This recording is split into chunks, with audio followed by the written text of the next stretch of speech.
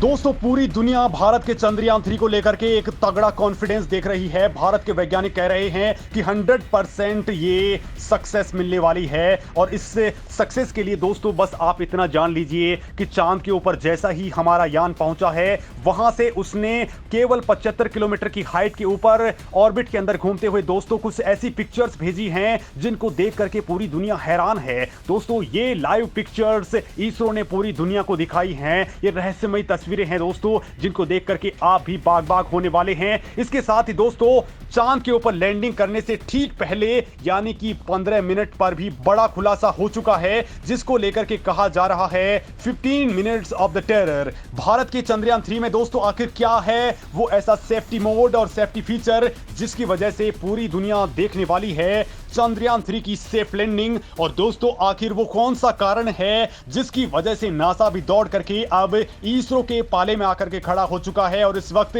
Japan की पूरी space industry ही इसरो के दफ्तर में पहुंच चुकी है। तो वहीं दोस्तों आखिर क्यों यूरोपीय स्पेस एजेंसी कहने लग गई है कि हम इसरो के साथ दिन और रात एक साथ करने वाले हैं। तो दोस्तों बड़ा कुछ गेम होने वाला है और इस वक्त इसरो के दफ्तर में तगड़ा धमाका चल रहा है। भारत अब कुछ ही घंटों में सबसे बड़ा इतिहास रचने वाला है। इसरो का चंद्रयान 3 चांद पर उतरने का इंतजार कर रहा है। सब कुछ तय कार्यक्रम के मुताबिक हुआ तो चंद्रयान 3 का विक्रम लैंडर 23 अगस्त को शाम 6:04 पर चांद की सतह पर सॉफ्ट लैंडिंग कर लेगा। लेकिन दोस्तों इससे पहले ही बड़ा खुलासा हो चुका है, बड़ा गेम हो चुका है जो आपको भी जानना चाहिए कि आखिर ऐसा क्या हुआ है। और वो सारी बातें मैं इस वीडियो के अंदर बताने वाला हूं कि इसरो के वैज्ञानिकों का दावा है कि चाहे कुछ भी हो जाए लैंडिंग तो होकर के ही रहेगी। दोस्तों यही भरोसा भारत को चांद के दक्षिण ध्रुव पर उतारने वाला दुनिया का इकलौता देश बना सकता है।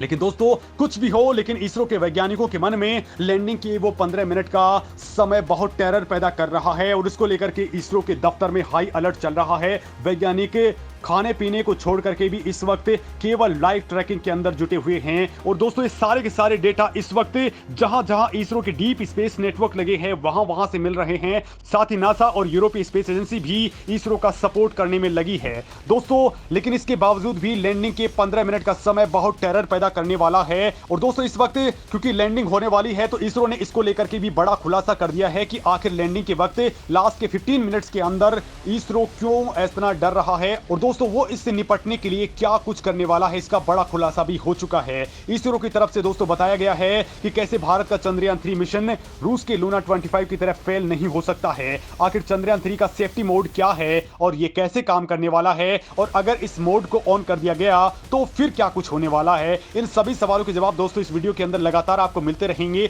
सबसे पहले दोस्तों मैं आपको बताने वाला हूं कि चांद के ऊपर से आखिर हमारे चंद्रयान 3 ने भेजा क्या है। तो दोस्तों चांद के ऊपर चक्कर लगाते हुए हमारा यान आप देख सकते हैं इन तस्वीरों के अंदर लगातार वो तस्वीरें भेज रहा है। दोस्तों ये 25 किलोमीटर ऊपर की डिस्टेंस से तस्वीरें ली गई हैं। दोस्तों इस वक्त 25 किलोमीटर के ऑर्बिट में चक्कर लगाता हुआ हमारा यान जब 75 किलोमीटर के हाइट पर मौजूद था तब उसने बहुत सारी ऐसी पिक्चर्स खींची हैं जो दक्षिण ध्रुव की हैं। और दोस्तों इनको लेकर के जो एक्सपर्ट्स हैं वो बिल्कुल के एकदम से उछल पड़े हैं, चौंक गए हैं कि आखिर जो रहस्य यहां पर है वो इन तस्वीरों में भी देखने को मिल रहा है। दोस्तों कुछ इस तरह की ये तस्वीरें हैं जिनको देख करके वैज्ञानिक इस वक्त बाग बाग हैं। तो वही दोस्तों अब चांद के साउथ पोल पर लैंडिंग का काउंटडाउन शुरू हो चुका है। और दोस्तों 15 मिनट ऑफ टेरर पर इसरो ने बड़ा बयान दे दिया है। सबसे पहले तो ये जानते हैं दोस्तों कि ये डर पैदा करने वाले 15 मिनट्स आखिर हैं क्या। दरअसल अंतरिक्ष में जब भी कोई मिशन जाता है तो उसमें लगाए गए ऑनबोर्ड कंप्यूटर यानी जो एआई सिस्टम होता है उसके आंकड़ों से ही इस मिशन की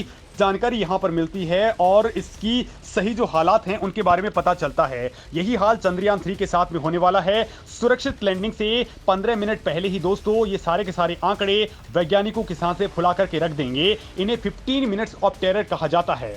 दोस्तों आपको बता दूं कि जो दक्षिणी हिस्सा है वहां पर सिग्नल्स की बड़ी दिक्कत आती है, लिहाजा धरती के ऊपर बैठे हुए वैज्ञानिक वहां तक कमांड है वो लगातार नहीं पहुंचा सकते। वो कमांड ब्रेक होने का खतरा होता है। और इसी दौरान जिस तरीके से लूना 25 क्रैश हो गया उस तरीके से बड़ा डर बना हुआ रहता है। और यही दोस्तों वो समय होगा जब चंद्रयान 3 मिशन का अहम दौर होगा। इन 15 मिनटों में अगर मिशन को लेकर के कुछ भी छोटी मोटी गलती भी हो जाती है तो वो बहुत भारी पड़ जाती है। लिहाजा इसरो वैज्ञानिकों ने इसमें सेफ्टी मोड लगाया है। फिर भी दोस्तों इसरो के वैज्ञानिकों के मन में एक बड़ा डर बैठा हुआ है। इसे समझने से पहले मैं आपको बता दूं कि इसरो के सेफ्टी मोड के बारे में। तो दोस्तों चंद्रयान 3 की लैंडिंग 23 अगस्त की शाम 6:04 पर होने वाली है। अब ज्यादा समय बचा नहीं है। विक्रम लैंडर 25 गुना 134 किलोमीटर की ऑर्बिट में घूम रहा है। इसी 25 किलोमीटर की ऊंचाई से दोस्तों ये नीचे की तरफ जाने वाला है। पिछली बार चंद्रयान 2 अपनी ज्यादा गति, सॉफ्टवेयर में गड़बड़ी और इंजन फेलियर की वजह से नीचे गिर गया था, लेकिन वो गलती इस बार नहीं होने वाली है क्योंकि चंद्रयान 3 के अंदर कई सारे सेंसर्स और बेहतरीन कैमरे लगाए गए हैं। दोस्तों इस वक्त LSDSC कैमरा खास तौर पर इसी काम के लिए बनाया गया है कि कैसे विक्रम लैंडर को सुरक्षित चांद की सतह पर उतारा जाएगा। इसके अलावा दोस्तों कुछ पेलोड्स लैंडिंग के समय में मदद करने वाले हैं। वो है लैंडर पोजीशन डिटेक्शन कैमरा यानी कि LPDC, लेजर एल्टीमीटर यानी कि लासा, लेजर डॉपलर वेलोसिमीटर यानी LDV और लैंडर हॉरिजॉन्टल वेलोसिटी कैमरा यानी LHVC।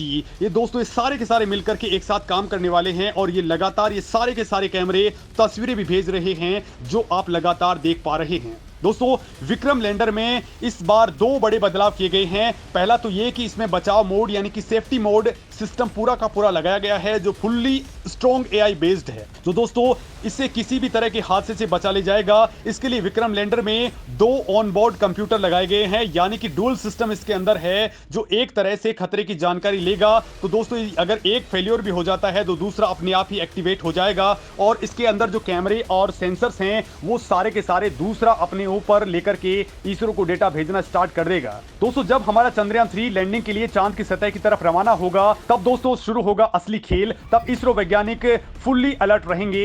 हर एक सेकंड दोस्तों इस दौरान बहुत खास रहने वाला है। दोस्तों इस दौरान विक्रम लैंडर 25 किलोमीटर की ऊंचाई से चांद के ऊपर उतरना स्टार्ट कर देगा। अगले स्टेज तक पहुंचने में उसे केवल 11.5 मिनट का समय लगेगा, यानी दोस्तों 7.4 किलोमीटर की ऊंचाई तक उस वक्त पहुंच जाएगा। 7.4 किलोमीटर की ऊंचाई तक पहुंचने तक इसकी रफ्तार जो है वो 358 मीटर प्रति सेकंड हो रहेगी। हालांकि दोस्तों अगला पड़ाव 6.8 किलोमीटर के ऊपर इसका रहने वाला है। 6.8 किलोमीटर की ऊंचाई पर दोस्तों गति कम करके 336 मीटर प्रति सेकंड कर दी जाएगी और इसके बाद में दोस्तों अगला लेवल है वो 800 मीटर के ऊपर आने वाला है। 800 मीटर की ऊंचाई पर लैंडर के सेंसर्स हैं वो चांद की सतह पर लेजर किरणें डाल करके लैंडिंग के लिए सही लोकेशन चूज करना स्टार्ट कर देंगे। इसके बाद में दोस्तों ये 150 मीटर की ऊंचाई पर आ जाएगा और तब लैंडर की गति है वो 60 मीटर प्रति सेकंड तक आने वाली है, यानी कि 800 से लेकर के 150 मीटर की ऊंचाई के बीच में ये रफ्तार जो है बहुत कम कर दी जाएगी। दोस्तों 150 मीटर की हाइट पर आने के बाद में भी इसकी जो AI है वो पूरी तरह से सेल्फ फंक्शनिंग करना स्टार्ट कर देंगी, यानी ये आर्टिफिशियल इंटेलिजेंस अपने आप पूरा का पूरा सिस्टम अपने हैंड में ले लेगी। यहाँ पर इसरो के वैज्ञानिकों का उस वक्त कोई रोल नहीं रहने वाला है। वो भी जब टीवी पर आप देख रहे होंगे वैसे ही इसरो के वैज्ञानिक भी इसे देख रहे होंगे कि ये कैसे परफॉर्म कर रहा है। इसके बाद में दोस्तों 60 मीटर की ऊंचाई पर लैंडर की स्पीड को जो है वो 60 मीटर प्रति सेकंड कर दिया जाएगा, यानी कि 150 से 60 मीटर की ऊंचाई के बाद में ये स्टेज स्टार्ट हो जाती है। उसके बाद में दोस्तों 10 मीटर की ऊंचाई पर लैंडर की स्पीड 10 मीटर प्रति सेकंड कर दी जाएगी और यहां पर ये बिल्कुल ड्रोन की तरह चांद के ऊपर मंडराने लग जाएगा। दोस्तों चंद्रमा की सतह पर उतरते समय यान सॉफ्ट लैंडिंग के लिए 1.68 मीटर प्रति सेकंड की रफ्तार से नीचे आने वाला है। हालांकि इस दौरान इसकी स्पीड थोड़ी ऊपर नीचे भी रही तो भी दोस्तों ये इसकी लेग्स हैं वो बहुत स्ट्रॉन्ग हैं, लिहाजा ये कोई क्रैश लैंडिंग नहीं करेगा। दोस्तों लैंडर विक्रम के उतरते ही लैंडर में लगे पेलोड्स अपना काम स्टार्ट कर देंगे। विक्रम लैंडर में लगे 4 पेलोड्स एक साथ एक्टिवेट हो जाएंगे। अब ये पेलोड्स कौन कौन से हैं, कैसे कैसे काम करेंगे, तो दोस्तों पहला है रंभा। ये चांद की सतह पर सूरज से आने वाली प्लाज्मा किरणों के घनत्व, मात्रा और बदलाव की जांच करेगा। इसके बाद में आता है चेस्टी। दोस्तों ये चांद की सतह की गर्मी यानी कि तापमान की जांच करेगा। और दोस्तों इसके बाद में आता है इल्सा। ये लैंडिंग साइट के आसपास भूकंपीय गतिविधियों की जांच करेगा। और इसके बाद लास्ट पेलोड है लेजर रेट्रो रिफ्लेक्टर एरे यानी कि LRA। ये चांद के डायनेमिक्स को समझने का प्रयास करेगा। दोस्तों इस तरह से इसके बाद में रोवर प्रज्ञान बाहर निकलेगा और 4 पहियों की मदद से ये चांद की सतह पर चलना स्टार्ट कर देगा।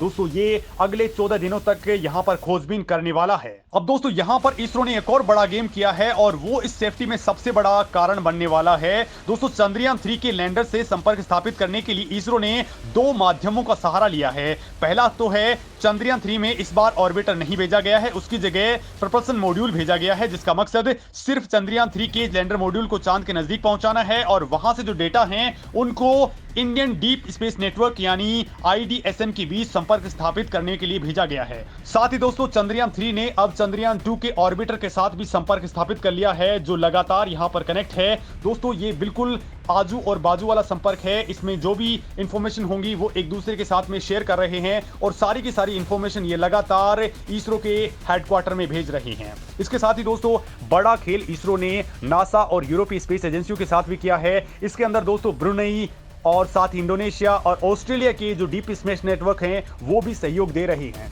दोस्तों इसरो के साथ में नासा ने आर्टेमिस अकॉर्ड साइन किया है जिसके तहत इस यान के अंदर भी नासा के इक्विपमेंट्स भी गए हैं। वहीं दोस्तों इस यान की ट्रैकिंग के अंदर पूरी की पूरी यूरोपीय स्पेस एजेंसी लग चुकी है क्योंकि वो भी जानते हैं कि केवल और केवल इसरो ही ऐसी संस्था है जो उनके बड़े काम आने वाली है।